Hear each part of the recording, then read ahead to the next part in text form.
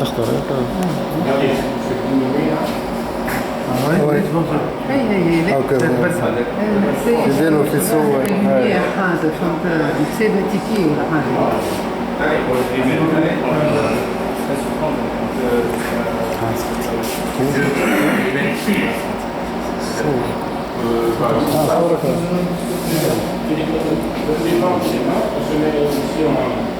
en degrés, ça c'est pour split width c'est 100 mm. Ou alors ça, parce que vous avez votre échantillon comme ça. Donc, quand vous dites la fente fait 1 mm par exemple, je dis ici split width 1 mm, vous comprenez que quand je suis en incidence rasante, si j'ai 1 mm en sortie de mon faisceau, sur l'échantillon, ça fait plus que 1 mm. Et après, quand j'augmente, ça va diminuer donc ce qui fait que on n'irradie pas toujours la même quantité de matériaux en fonction de l'angle. Tandis que là, avec cette possibilité-là, fixe simple illumination, là, la fente au départ elle va être petite, et au fur et à mesure que je vais augmenter mon angle, la fente elle va augmenter. Donc comme ça, j'ai toujours la même illumination. Donc ça, c'est pas pour les couches minces, c'est plus pour les ridge velts. Si on veut faire de la poudre et faire de la structure, c'est plus intéressant de travailler en fixe simple illumination. Mais au moins comme ça, en travaillant comme ça, là vous regardez, donc là j'ai mis 1 mm, donc vous pouvez regarder la trace du faisceau. Donc ça veut dire qu'un millimètre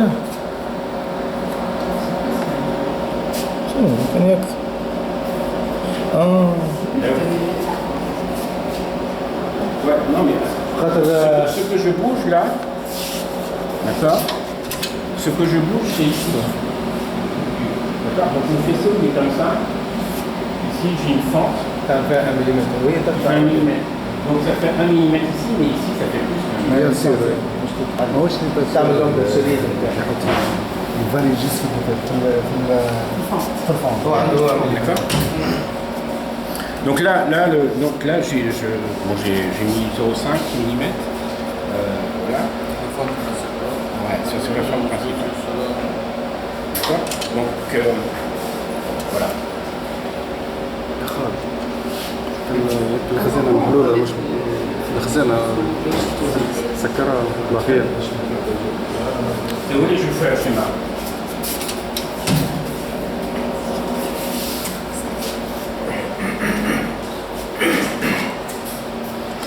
Je vais prendre un crayon.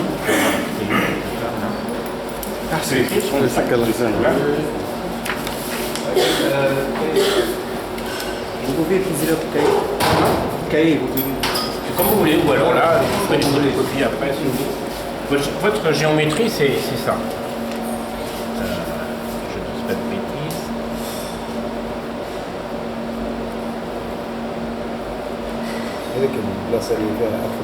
D'accord. Et ça, c'est le. Bon, j'essaie de dessiner bien, mais ça doit être sur un cercle. D'accord.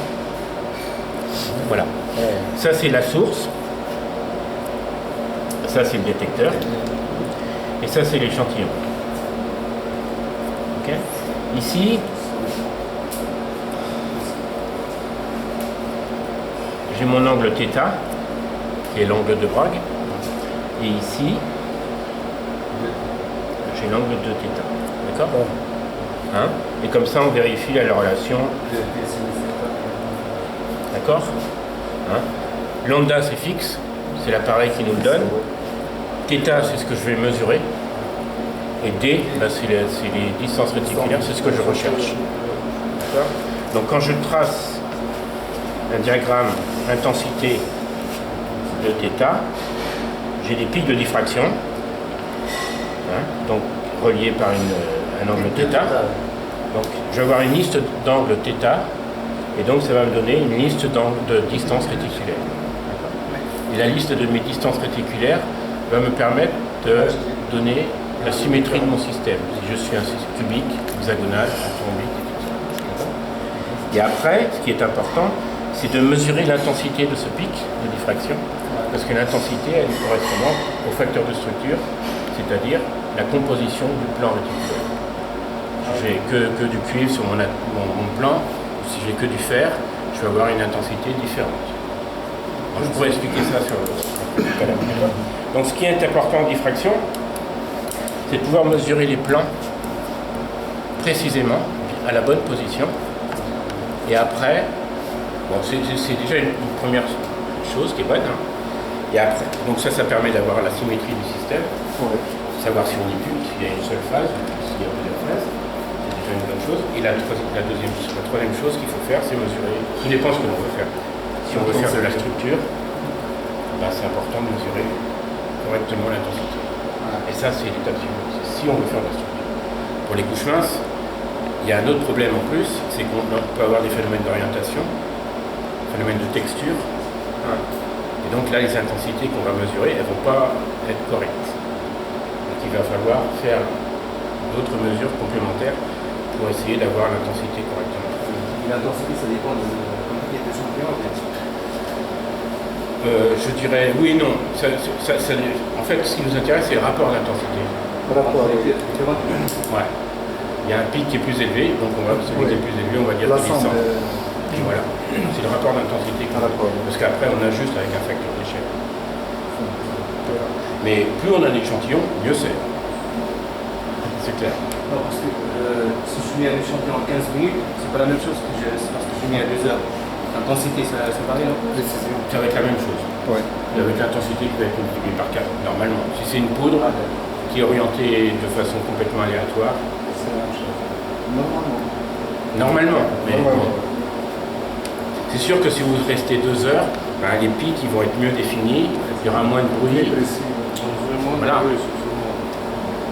Nous, en recherche académique, on a le temps, donc on peut passer 2 heures sur un diagramme. En industrie, quelquefois, quand ils font du contrôle qualité, c'est différent. Ils ont besoin de mesurer beaucoup d'échantillons, d'analyser rapidement. Voilà. Chez Bruker, ils vendent le même appareil que c'est l'industrie. Moi, je ne suis pas Bruker, hein. Je ne suis pas là pour vendre des appareils Bruker. Même si, bon, ça fait 20 ans que je travaille avec Bruker, et je préfère Bruker. Ouais. Tu n'aurais pas peur? Avant d'être à Nancy, j'ai fait mes études à Rennes, moi, et après j'ai fait 10 ans en Autriche, enfin en Allemagne et en Autriche, je me suis baladé.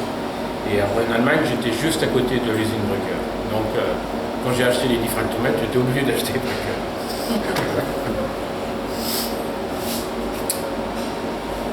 Voilà. Donc ce qu'on peut faire là, par exemple, c'est... Bon, maintenant je vais expliquer l'appareil. Donc maintenant que vous avez ce schéma-là en marche, en route, d'accord, ben on peut décrire l'appareil. Donc là j'ai ma source, d'accord, c'est un tube de cuivre, et de ce tube de cuivre sort toutes les longueurs d'onde, d'accord. Si je reprends mon crayon,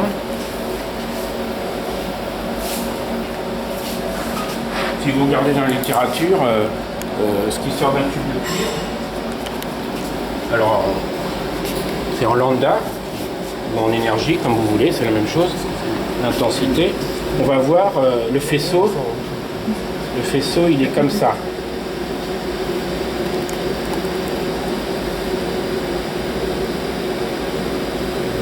Voilà, je schématise. Hein. Dans la littérature, vous allez trouver les plus beaux dessins comme ça. Ici, tout ce qu'il y a là, sous la bosse, là, c'est le Bremsstrahlung, c'est le rayonnement de freinage. C'est-à-dire qu'on envoie des électrons sur une électrode, et puis les électrons, ils arrivent avec une énergie cinétique, et donc ils sont freinés par la note de cuivre, et toute une énergie va être récoltée sous forme de rayons X. Donc on observe une intensité qui décroît en fonction de l'énergie. Plus l'électron va profondément, plus il perd de l'énergie cinétique, et donc plus le rayonnement que l'on récolte est bas. Et en plus de ça, il y a l'effet photoélectrique. L'effet photoélectrique, c'est quoi? C'est les électrons qui arrivent sur le cuivre. Ils vont arracher des électrons de l'atome de cuivre, et quand le cuivre redescend à l'état fondamental, il émet un photon X très intense et très précis en énergie, qui correspond aux sous-couches électroniques du cuivre. Alors on a les raies K, les raies L ou M, comme ça. D'accord? Donc ici on va avoir la première qui va être la K alpha 1 et à côté on va avoir la K alpha 2. Voilà. Okay. Donc si j'enlève cette optique là,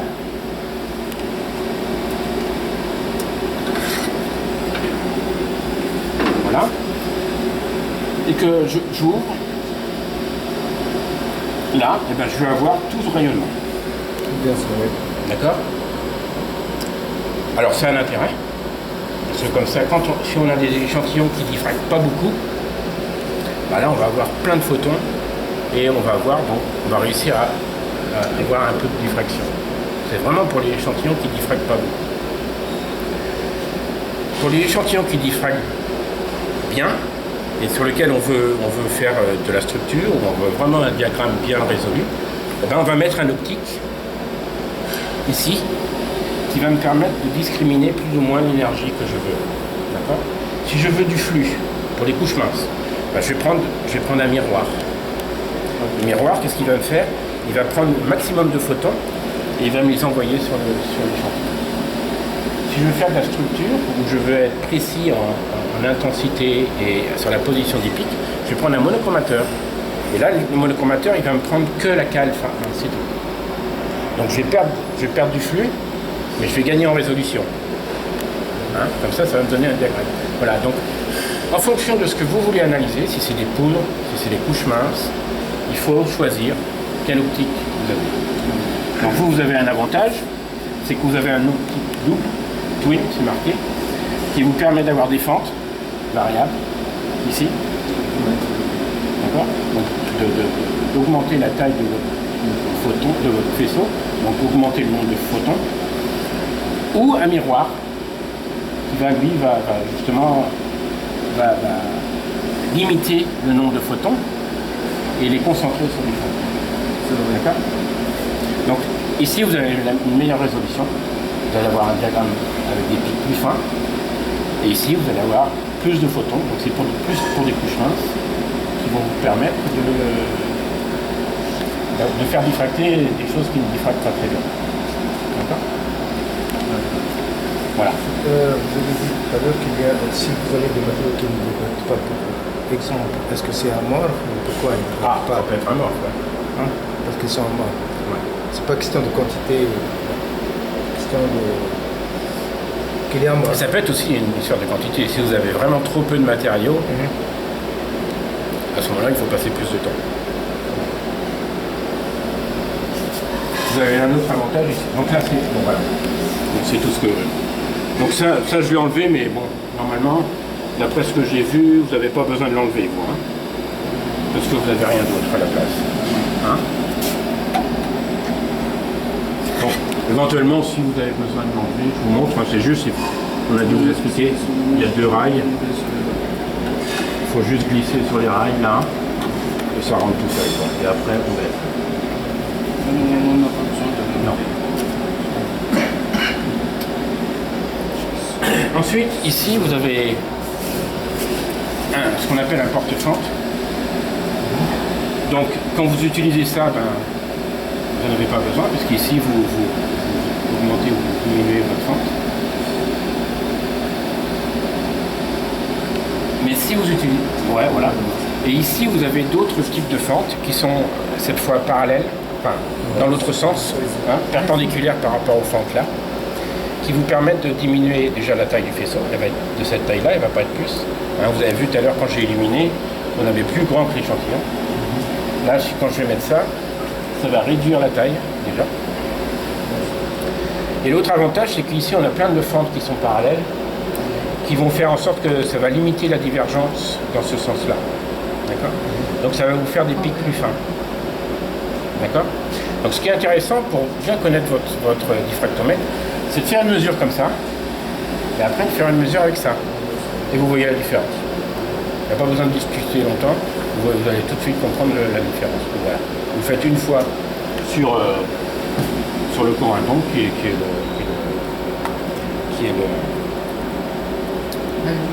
ouais, c'est de l'alumine, voilà. Hein,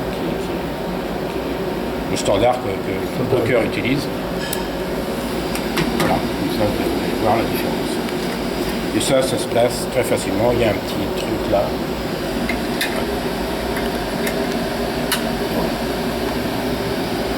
Donc, je ferme. On va voir comment il fait ça actuellement. Et je vais juste rouvrir avec et remettre le truc. Voilà. Donc on revient là. J'ai juste à faire open.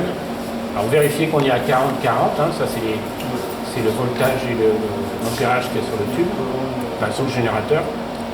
Je fais open. Il y a la lumière qui s'allume là. Et là on va essayer ça.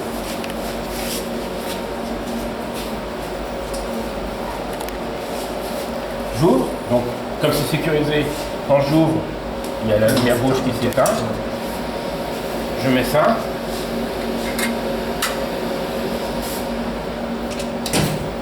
Voilà. Donc l'inconvénient, vous avez vu, on a perdu en intensité. Ah oui. Et puis en plus, on a rétréci le faisceau dans ce sens-là. Mais on va le voir tout à l'heure, si on fait une mesure avec le corindon, le diagramme va être plus beau. C'est pas décalé un peu? Il y a un tri là-bas, de l'autre côté. Centre. C'est un peu décalé. Ouais, c'est un peu décalé. Donc je regarde ça. Ouais. Parce que normalement, il doit être au centre. Là. Par rapport au centre, Ouais, c'est bien. Est-ce que ça, je l'ai bien mis? Voilà, peut-être que c'est Peut-être que je ne l'ai pas mis aussi correctement. Il faut faire attention.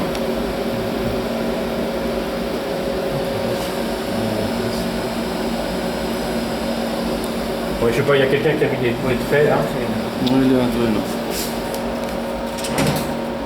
Bon, reste, c'est 2 jours.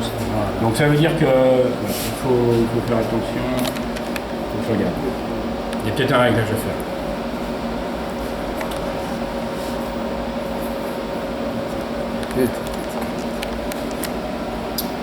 Voilà. Sinon, alors il y a d'autres fentes. Là on voit, il y a des fentes de 0,1 mm que qu'on peut mettre là. Et il faut enlever les autres fentes, non? Non. On les met en même temps les deux. Voilà, là on voit plus rien. C'est le même principe. Réseau de fente, la fente supplémentaire, c'est Ouais. réseau de fente. زي الاخرى ويزيد اخر ولا Les وزوج fentes là et les fentes là, c'est la même chose. En fait. Ces fentes là sont faites pour utiliser quand on travaille avec ça. Ouais. Mais ça c'est plus pour l'influence rasante. C'est ces fentes là qui cherchent. Ouais, c'est ça. Pour le rasant. Hein. Oui, on a utilisé ça. Le gérant. Ouais, je pense que c'est la plus petite que vous avez. Mais les autres sont de 0,1. Ouais, 0,2 là. 0,6 et 1. Ok. Est-ce qu'il y a un sens? Ouais. Toujours, il faut mettre. Ouais, c'est toujours ce côté. De toute façon, ça se voit. Regardez, là je la mets. Ça doit s'afficher là-bas.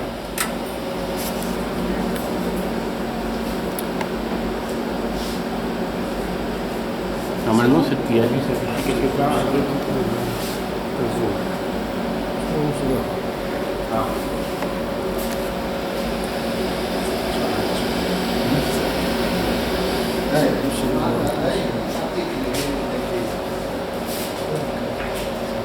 Si, 0.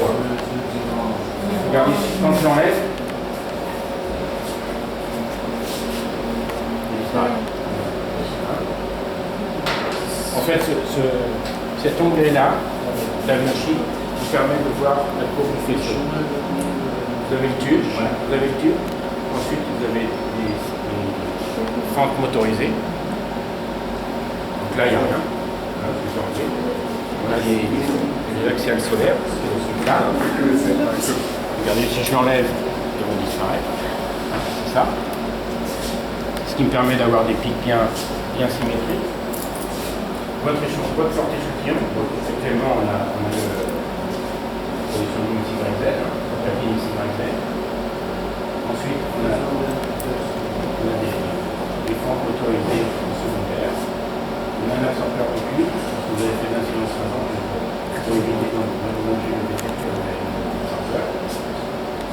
Là, on a des panneaux solaires qui sont sur le récepteur, en fait. Je vais arriver là. Voilà. Donc là, on a fini sur la partie, ce qu'on appelle la partie primaire. Hein. J'ai parlé du tube, de la source, les différentes optiques que l'on peut avoir, et puis les différentes fentes que l'on peut rajouter en plus. S'il vous plaît, juste ça concernant les fentes, c'est tout dépend de la technique qu'on va utiliser, est-ce que c'est rasant, le cauchemar, ça va être avec les différents fentes qu'on va utiliser, non? Ouais. Quand on fera une mesure sur une couche mince, on verra comment faire. S'il faut utiliser directement les fentes motorisées, Ou bien avec les fentes. ouais, avec les fentes. On verra quelle est la meilleure chose à faire en fonction de ce que vous voulez faire avec ces couches minces.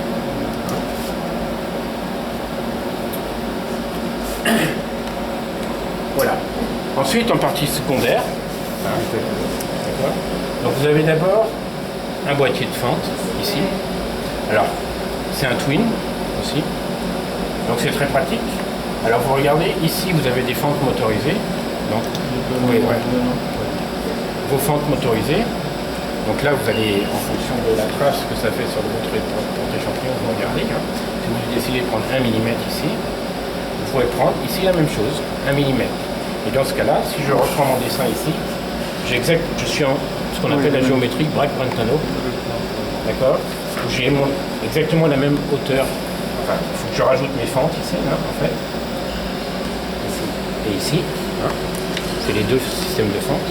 Et donc, si je veux vraiment être en géométrie Bragg-Brentano, bah, je prends le même système de fentes. Si je prends 1 mm ici, je dois prendre 1 mm ici. D'accord? Évidemment, ça fait un peu plus qu'1 mm sur le champ. Donc ça, c'est la géométrie classique qu'on voit partout. Et ici, en plus, vous avez des fentes de Solers longues. Alors, le schéma explique bien à quoi ça correspond. C'est des fentes de Solers. C'est comme ça, d'accord? Sauf qu'elles sont dans l'autre sens. Ah ouais. Elles sont comme ça. D'accord? Là, elles sont comme ça. Donc ici, ça me permet d'avoir des faisceaux symétriques. Ici, ben, vous avez compris pourquoi. Parce que si je suis en rasant, ou si j'ai un faisceau parallèle, il faut que ce qui est diffracté, ça rentre en faisceau parallèle aussi. C'est-à-dire que tous les faisceaux doivent être comme un. Et donc pour être sûr qu'il n'y ait pas... Comment? Dans ce cas-là, on n'est pas en géométrie Bragg-Brentano, on est en faisceau parallèle. Donc mon dessin, dans ce cas-là, il est comme ça. D'accord? Donc vous comprenez que cette optique-là, dans ce cas-là, il est très important. Parce que ce que je veux, c'est juste collecter les faisceaux qui sont comme ça, qui sont vraiment parallèles. Imaginez que j'ai un faisceau qui est comme ça. Et donc il va diffracter, si je fais correctement mon dessin comme ça. Cet angle-là ne va pas être exactement la bonne... Hein, vous voyez bien comment j'ai fait mes pointillés. Hein. Ça va d'une diagonale à l'autre. Hein. Donc dans ce cas-là, ça ne va pas correspondre au même angle de Bragg, évidemment. Hein. Donc c'est pour ça que quand je suis en faisceau parallèle, il faut ici avoir des fentes parallèles qui nous permettent d'enlever tout ce bruit-là. Parce que ça va générer du bruit. On est moins bon en résolution. Parce qu'ici, mon détecteur, voilà, on est moins bon en résolution. Mais bon, pour des couches minces, quelquefois, c'est important parce qu'on n'a pas beaucoup de matière. Si on a quelques nanomètres d'épaisseur, c'est important. Il élimine les bruits ou bien orienté suivant Il élimine le bruit. Hein, parce que ces faisceaux-là, ça va générer du bruit. Hein. La fausse est un peu plus loin. Là. Ça, c'est une fente de Solers. C'est la même chose que ça. Oui, que celle-là. Hein, donc, je suis même ici. Vous voyez, c'est marqué 2.5. Ici, c'est 2.5. Et je vais les enlever. Vous allez voir, elles sont exactement. Si je remets celle-là. Celles-ci, elles sont dans ce sens-là. Et Celle-ci, c'est la même chose. D'accord? Elles ont la même fonction. Elles vont vous faire en sorte que les pics sont plus, de diffraction sont plus symétriques. D'accord? Hein, ça c'est pour ceux qui veulent affiner leur pic de diffraction avec Topaz ou avec Fullprof, si vous connaissez ces différents programmes-là. Voilà. Bon, je vais pas parler de ça hein, pour l'instant, c'est du cuir. J'arrive à la dernière partie qui est le détecteur. Alors le détecteur il a deux possibilités, soit on travaille en 0D, soit on travaille en 1D. En 0D, bah, c'est quand je vais travailler avec cette optique-là. Tous mes faisceaux sont parallèles, donc évidemment ce faisceau qui arrive là, il a le même angle de θ que celui qui arrive là. Oui. D'accord hein. Donc dans ce cas-là, mon détecteur il doit travailler en 0D. Voilà. Et par contre, quand je suis dans cette symétrie-là, eh ben là c'est différent. Il faut que je travaille en 1D. D'accord. L'avantage de ce détecteur-là, c'est qu'il fait en fait 3 degrés en angle. D'accord. Donc c'est différent des détecteurs ponctuels qu'on avait anciennement sur les diffractomètres, hein, où là il fallait compter pas par pas, et puis évidemment longtemps. Là on mesure 3 degrés d'un seul coup. Voilà. Donc ça permet d'avoir une meilleure dynamique, on va plus rapidement. On met en général pas longtemps pour mesurer un diagramme d'un système, une poudre par exemple. En un quart d'heure ça peut être fait.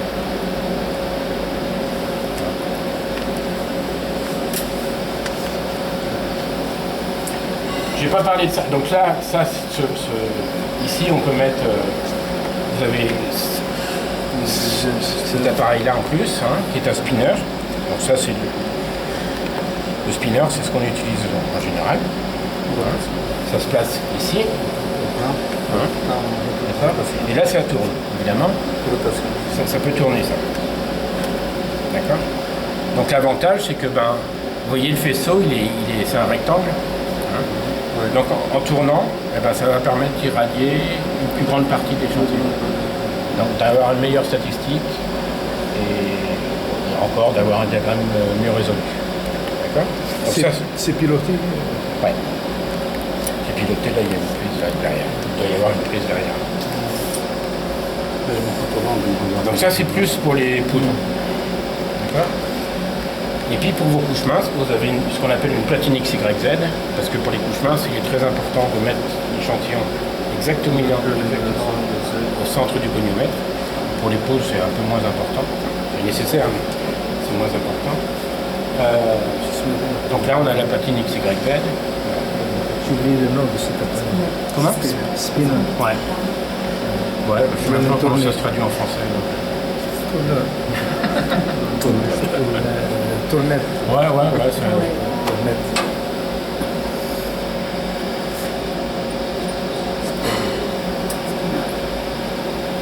Voilà. C'est Sébastien Lardou qui a installé l'appareil? Ouais. Donc il n'y avait pas de problème de sécurité. Quand il est parti, il n'a pas eu un problème de sécurité. Parce que je sais que je vois un autre appareil cette semaine sur lequel il y a un problème, donc il m'a donné une pièce, donc il n'y avait pas de souci. Bon, c'est complètement changé.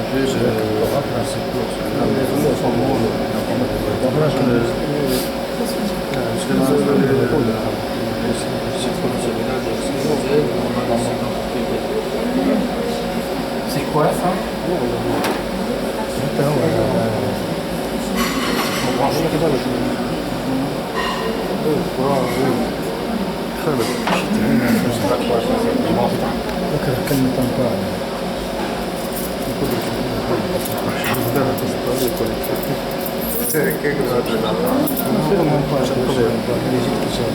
Ok. Bon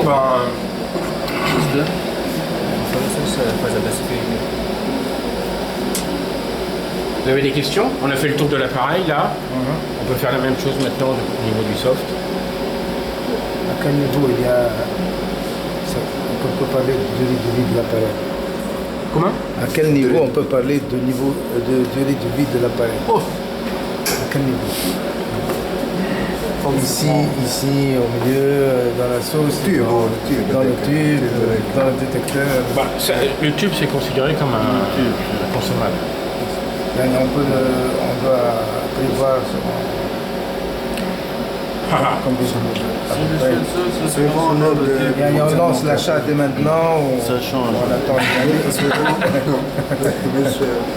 Moi, je suis responsable d'un centre de compétences sur la diffraction. J'ai 14 diffractomètres. Oui. D'accord. Au début, alors j'ai monté ce centre-là en 2009. Au début, j'ai dit je vais changer mes tubes tous les 3 ans. Ok. En fait, j'ai pas besoin. Tout dépend de ce que vous voulez faire. Ouais. Ça dépend aussi de l'utilisation, de la fréquence d'utilisation. Ouais, bon, moi, les miens, ils travaillent 24 heures sur 24. Même quand je suis pas là, il y a le week-end compris. Ça tient à combien? 2 ans? Oh, si vous travaillez avec le miroir de Gobel, tout le temps, je dirais que vous pouvez garder 5 ans. Ouais, peut-être, ou plus, hein, je veux dire, c'est... Ce qui avec le miroir de Goebel, vous allez perdre du flux, c'est tout. Vous allez vous en apercevoir. On mesure le corindon aujourd'hui, et vous le mesurez dans 1 an, dans 2 ans, dans 3 ans. Vous allez juste voir la différence, le pic qui va descendre à l'intensité. À cause de? Parce que l'anode elle se dégrade, les électrons ils attaquent l'anode, il y a du cuivre qui s'en va, et puis à la fin vous allez voir du tungstène. Parce qu'il y a du tungstène derrière. Voilà, donc il y a un moment, vous n'allez plus avoir beaucoup d'intensité, donc là vous allez vous dire, c'est bon, il faut le changer. Quoi. Mais sinon, c'est tout ce qui va se passer. Par contre là, oui, quand vous travaillez avec des fentes, juste avec des fentes, vous allez voir, ça va se dégrader beaucoup plus. Avec les fentes. Ouais, parce que là, les fentes ne font rien. Elles décroît la taille du faisceau. Donc elles nettoient pas, entre guillemets, nettoient pas le faisceau. Parce que le miroir de Goebel, il nettoie un petit peu. Il enlève tout ce qui n'est pas correctement, enfin, c'est ce que je regarde avec mon schéma que j'avais marqué ici. Hein. Mon miroir, il prend une partie de mon énergie qu'il y a autour de la K-alpha et K-alpha 2. Tandis que la fente, elle prend tout. Donc comme elle prend tout, et que mon anode se dégrade, il va y avoir des pics qui vont se rajouter là, donc votre faisceau va se dégrader. Une des bonnes choses, c'est de mesurer le corindon tous les 1er janvier, enfin 2 janvier on va dire, de chaque année. 2 janvier, vous le mesurez systématiquement et vous le comparez comme ça. C'est ça, chaque année on répète. Voilà. C'est une façon de voir. Plus fort, s'il vous plaît. C'est vrai? Oui, c'est vrai. Ah, ça, c'est mon gros problème. Ouais, j'ai pas de voix. Moi. Voilà. ما تكثروش ياسر اهو. faut pas être plus que 4, 5, 6. Momentum assez tard, on va faire tout ça pendant 3 jours. J'ai un PowerPoint cet après-midi. J'ai un PowerPoint cet après-midi. Je peux vous faire si vous avez je peux vous faire un truc pour vous montrer comment caractériser les couches minces. On commence à apprendre, c'est théorique. Ouais, bien pour faire l'expérimental. Comme vous voulez. Je peux faire comme ça. Comme ça, tout le monde assiste. Ok. Partie théorique. Si vous voulez. En théorique, là, Faut que je retrouve ma présentation.